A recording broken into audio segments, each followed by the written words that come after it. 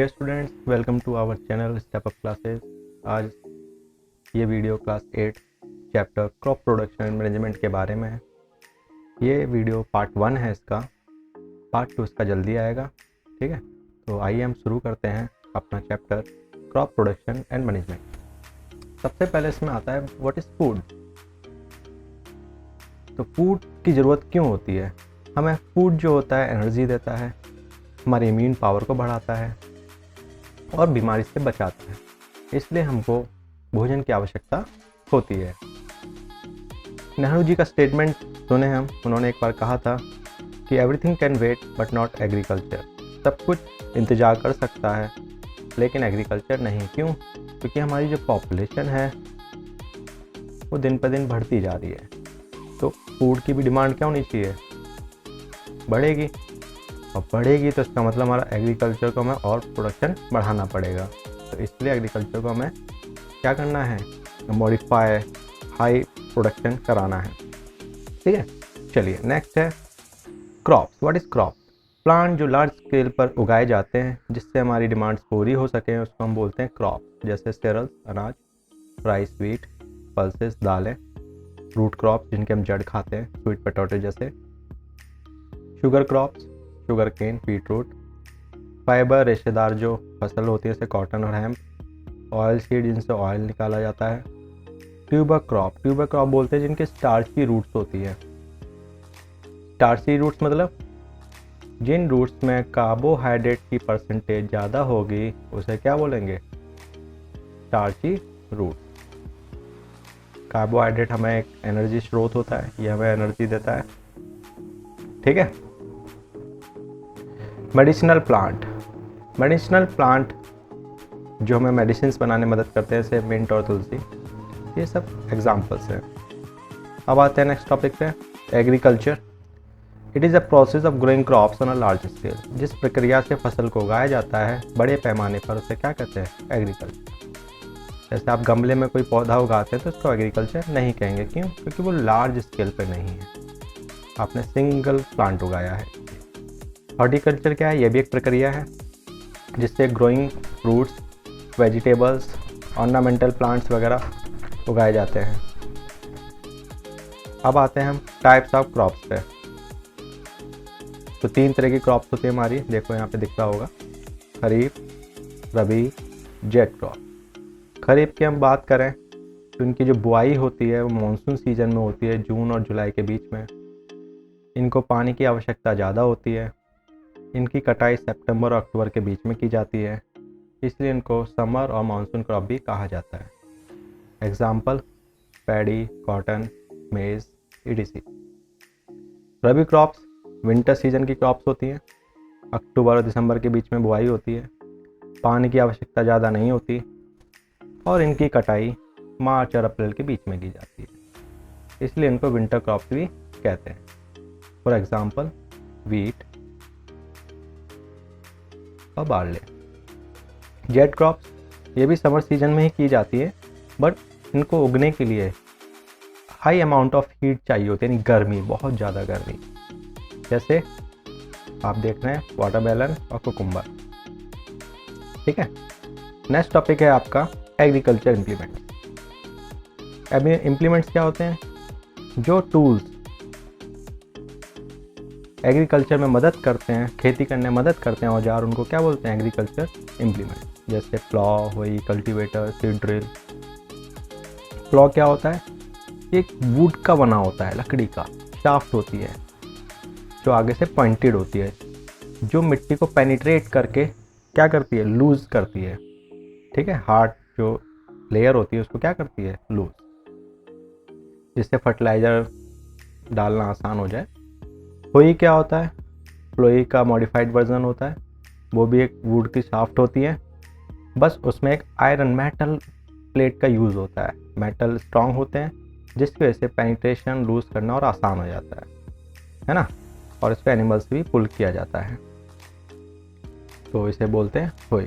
फ़ायदा वही loosening of soil और थोड़ा सा काम फास्ट हो जाता है क्योंकि पेनिट्रेशन पावर क्या होती है इसकी? बढ़ जाती है। अगले टॉपिक पे हम आते हैं, तो अगला टॉपिक आप देख रहे होंगे यहाँ पे क्या है? कल्टीवेटर। ठीक है, कल्टीवेटर क्या होता है? तो प्लॉय का मॉडिफाइड वर्जन होता है, बस प्लॉ को किस में अटैच कर दिया जाता है? ट्रैक्टर से। देखो डायग्राम में दिख रहा होगा। तो जब ट्रैक्टर से अटैच कर देते हैं तो वो क्या कहलाता है? कल्टीवेटर। ये देखिए यहाँ पे अटैच्ड है। इससे हमारा टाइम और लेबर दोनों बचता है। देखिए प्लॉ है। नेक्स्ट टॉपिक है हमारा सीड ड्रिल। सीड ड्रिल एक मशीन होती है जिसमें फनल्स होते हैं जो मिट्टी के अंदर पेनिट्रेट करके बीजों को मिट्टी के अंदर डाल देती है। ठीक है, डायग्राम में देखिए फनल्स हैं ये। इससे फ़ायदा क्या होता है? हमारा टाइम बचता है ना। सीड को एक राइट डेप्थ गहराई में आराम से डाल दिया जाता है। Efficient method. एफिशिएंट मतलब कम खर्चे में ज़्यादा काम हमारा हो जाता है। हम अपने नेक्स्ट टॉपिक पे बढ़ते हैं जिसका नाम है एग्रीकल्चर प्रैक्टिस। एग्रीकल्चर प्रैक्टिस का मतलब होता है किन किन तरीक़ों से फसल की जाती है, यानी स्टेप्स का खेती कैसे करेंगे। तो सबसे पहले किया जाता है हमारा प्रिपरेशन ऑफ सॉइल, उसके बाद सोइंग, फिर manure and fertiliser, irrigation, feeding, protection of crops, harvesting, threshing and winnowing and storing. Preparation soil का मतलब है मिट्टी को तैयार करना फसल के लायक। ये किया जाता है प्लोइंग, लेवलिंग और मैन्योरिंग से। ठीक, प्लोइंग क्या होता है? मिट्टी को लूज करके खेती के लायक बनाना प्लोइंग कहलाता है। एडवांटेज क्या होता है? It helps in the penetration of roots बड़े आराम से अंदर तक जाती हैं ताकि वो अपनी होल्डिंग कैपेसिटी बढ़ा सके, मिट्टी को अच्छे से पढ़ सके। ठीक है, नेक्स्ट होता है एयर। लूज होने से थोड़ा एयर ज़्यादा मिक्स हो जाती है सॉइल के साथ ताकि रूट्स को रेस्पिरेशन में मदद मिलती है। ठीक है, अनवांटेड प्लांट जिनको बोलते हैं वीड्स, उनको हटाना इजी हो जाता है। मिक्सिंग ऑफ सॉइल हो जाती है, जो आपकी न्यूट्रिएंट्स होते हैं पूरे सॉइल में मिक्स हो जाते हैं यूनिफॉर्मली। और जो हार्मफुल ऑर्गेनिज्म होते हैं जो फसल को नुकसान पहुंचा सकते हैं वो क्या हो जाते हैं? डिस्ट्रॉय हो जाते हैं। तो ये सब हमने पढ़े क्या? Advantage of ploughing. Next topic है आपका लेवलिंग। ठीक है, लेवलिंग क्या होता है? आपने देखा होगा प्लोइंग के बाद कुछ बड़े बड़े मिट्टी के जो पीसीज होते हैं, है ना, जिन्हें हम लंप बोलते हैं, तो वो क्या हो जाते हैं? छूट जाते हैं। तो लेवलर क्या होता है? उनको तोड़कर उनके फाइन पार्टिकल्स में तोड़ देता है। ठीक है, फ़ायदा क्या होता है? सॉइल इरोजन हमारा कम होता है और इरिगेशन आसान हो जाता है। मैन्योरिंग का मतलब होता है मिट्टी में मैन्योर को मिक्स करना। इससे हमारी फर्टिलिटी बढ़ती है, मिट्टी थोड़ी ज़्यादा उपजाऊ हो जाती है। फर्टिलिटी देखें यहाँ पे मैंने लिखा भी है, फर्टिलिटी मीन्स सॉइल है सफिशिएंट न्यूट्रिएंट्स। मिट्टी में न्यूट्रिएंट्स जो होते हैं वो सफिशिएंट हो जाते हैं ताकि आपकी क्रॉप क्या होती है? बढ़िया होती है। Next process sowing. सोइंग का मतलब होता है बीजों को लगाना। जो सीड्स होते हैं मिट्टी में जब उसको लगाते हैं तो उसको क्या बोलते हैं? सोइंग। अब हम ये है कोई भी बीज हम मिट्टी में नहीं लगा सकते। इसके लिए एक सिलेक्शन प्रोसीजर होता है कि किस तरह हम बीजों को सिलेक्ट करते हैं। तो सबसे पहले हम देखते हैं क्वालिटी HYV, जिसकी फुल फॉर्म होती है हाई यील्डिंग वैरायटी। ऐसे बीजों को चुना जाए जिनका प्रोडक्शन ज़्यादा से ज़्यादा हो, दाने मोटे मोटे हों, हेल्दी हों, ऐसे बीजों को सिलेक्शन किया जाता है। दूसरा, उनका जर्मिनेशन पीरियड थोड़ा कम हो। ठीक है, जल्दी वो बीज से छोटे पौधे में चेंज हो जाए। ठीक, प्रॉपर डिस्टेंस पे बीज लगाया जाए, नहीं तो एक ही जगह सारे पेड़ हो जाएंगे तो उनको न्यूट्रिएंट्स की कमी होगी तो प्लांट डेड कर जाते हैं। बीमारी से फ्री हो, वो बीमारी से लड़ भी सकें, है ना, उनकी भी इम्यूनिटी पावर अच्छी हो। और टाइम पीरियड मैंने आपको पहले ही बताया था, टाइम पीरियड क्या हो जर्मिनेशन का? कम। अब आता है मेथड ऑफ सोइंग। बीज कैसे लगाए जाते हैं? आपने देखा भी होगा लगाते हुए, जिसमें पहला मेथड आता है आपका ब्रॉडकास्टिंग। ब्रॉडकास्टिंग में क्या होता है? सीड को मैनुअली हाथ से फेंका जाता है, स्कैटर्ड। इसका नुकसान होता है क्योंकि अनइक्वल डिस्ट्रीब्यूशन होता है, कहीं पे ज़्यादा बीज हो जाएंगे कहीं कम, है ना, आपकी रिड्यूस क्रॉप यील्ड, प्रोडक्शन कम होगा। अगला तरीका होता है सीड ड्रिल, ऊपर बताया था मैंने। ठीक है, सीड ड्रिल में क्या होता है? फनल में होता है वो मिट्टी को पेनिट्रेट करके बीज को एक राइट डेप्थ पर आराम से लगा देते हैं। ठीक है, इससे हमारा टाइम भी सेव होता है, पैसा भी। ठीक है, अगला प्रोसेस ट्रांसप्लांटेशन। इसमें क्या होता है, सीड्स को एक छोटी सी फील्ड में पहले उगाया जाता है, ऐसे नर्सरी टाइप में हमने पौधे देखे होंगे, जहाँ ये सीड जब थोड़े से पेड़ बन जाते हैं, ये लोग ग्रो कर जाते हैं, तो इनको ट्रांसफ़र कर दिया जाता है बड़ी फील्ड, मेन फील्ड में। तो इस प्रोसेस को कहते हैं क्या, ट्रांसप्लांटेशन। चलिए नेक्स्ट टॉपिक है मैन्योर्स।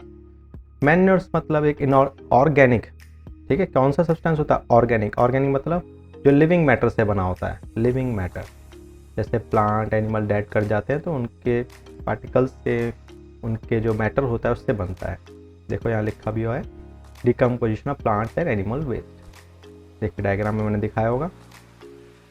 टाइप्स ऑफ मैन्योर की बात कर रहे हैं हम, ठीक है, तो सोर्स के हिसाब से कहाँ कहाँ से मैन्योर आता है उसके हिसाब से टाइप्स है। जैसे पहला टाइप है आपका फार्म यार्ड, ये कैटल डंग और यूरिन से बनता है, जो गोबर वगैरह होता है उनसे। कंपोस्ट, ये भी डिकम्पोजिशन ऑफ प्लांट और एनिमल से बनता है। जो प्लांट और एनिमल का जो मैटर होता है, डेड मैटर, उसको एक special type of earthworm में छोड़ दिया जाता है, जिसे हम बोलते हैं रेड वॉर्म। ये इसको डिके करता है, चढ़ाता और गलाता है, जिससे चेंज हो जाता है कंपोस्ट में, यानी एक प्रकार की खाद में। इस प्रोसेस को नाम दिया है वर्मी कंपोस्टिंग। देखो नीचे लिखा हुआ भी है, ठीक है। अगर यही प्रोसेस बैक्टीरिया के प्रेजेंस में होता है तो उसको बोलते हैं bacterial compost.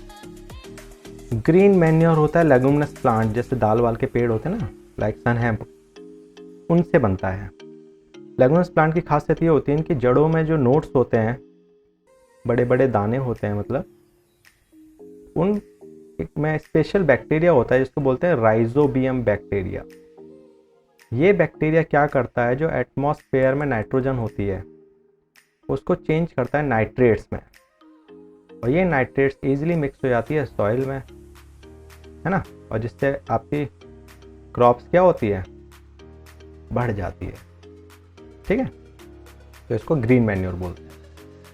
Advantage of manure क्या होता है, न्यूट्रिएंट्स बढ़ाता है सॉइल में, ह्यूमस को भी बढ़ाता है, और क्वालिटी ऑफ सॉइल बढ़ाता है, जिससे हमारा क्या होता है, फसल अच्छी होती है, ठीक है। चलिए नेक्स्ट है फर्टिलाइज़र। फर्टिलाइज़र आपका इनऑर्गेनिक मैटर होता है, यानी केमिकल से बना होता है। ये ऑर्गेनिक, इसमें कुछ चीज़ें नहीं होती, जैसे एग्जांपल की NPK, nitrogen, phosphorus, potassium, ammonium sulphate, ammonium phosphate, ठीक है। हर एक न्यूट्रिएंट्स की अलग अलग फर्टिलाइज़र्स आती है, ठीक है। एक ऑल भी आती है, इसमें आपके लगभग सारे न्यूट्रिएंट्स हो जाते हैं, तो आती है मार्केट में, ठीक है। अब आता है कि सब मैन्योर और फर्टिलाइज़र में डिफरेंस क्या होता है। देखिए मैंने यहाँ पे क्वेश्चन ही बना दिया है आपको, बहुत इंपॉर्टेंट क्वेश्चन है ये, ठीक है। मैन्योर की हम बात करें, ये ऑर्गेनिक सब्सटेंस है, यानी लिविंग मैटर से बना होता है, और ये इनऑर्गेनिक केमिकल से। ये सारे न्यूट्रिएंट्स प्रोवाइड करता है, ये सारे नहीं करता, स्पेसिफिक करता है। ये स्लो प्रोसेस होता है, धीरे धीरे काम करेगा। ये फास्ट होता है। ये ह्यूमस देता है, लिविंग मैटर, ये नहीं देता। इसकी क्वांटिटी लार्ज चाहिए होती है आपको, ये कम क्वांटिटी में काम कर देता है। इसको ज़्यादा समय लगता है अपना रिजल्ट शो करने में, ठीक, इसको कम समय लगता है। इसको स्टोर करना, ट्रांसपोर्ट करना मुश्किल होता है, क्योंकि ज़्यादा क्वांटिटी में होता है। ये एक बैग फॉर्म में आता है तो इजी हो जाता है। ये बायोडिग्रेडेबल होता है, नॉन बायो। बायोडिग्रेडेबल क्या होता है, जो भी मैटर रॉट सड़ जाता है, गल जाता है, डिके और चेंज मिक्स हो जाता है सॉइल में, तो उसको बोलते हैं बायोडिग्रेडेबल। और जो नहीं होता उसको क्या बोलते हैं, नॉन बायोडिग्रेडेबल, ठीक है। नेक्स्ट पॉइंट है, इनको फील्ड्स में तैयार किया जाता है। देखिए, it is prepared in field, और इनको कहाँ तैयार किया जाता है, लैबोरेटरीज या आपकी इंडस्ट्रीज़ वगैरह में, ठीक है। तो आज के लिए इस वीडियो में इतना ही। नेक्स्ट इसका पार्ट मैं पार्ट 2 में बनाऊंगा, ठीक है। तो इसके लिए आपको क्या करना है, जल्दी से लाइक करना है, सब्सक्राइब करना है, और अगली वीडियो का वेट करना है, ठीक है। चलिए, थैंक्स फॉर वॉचिंग।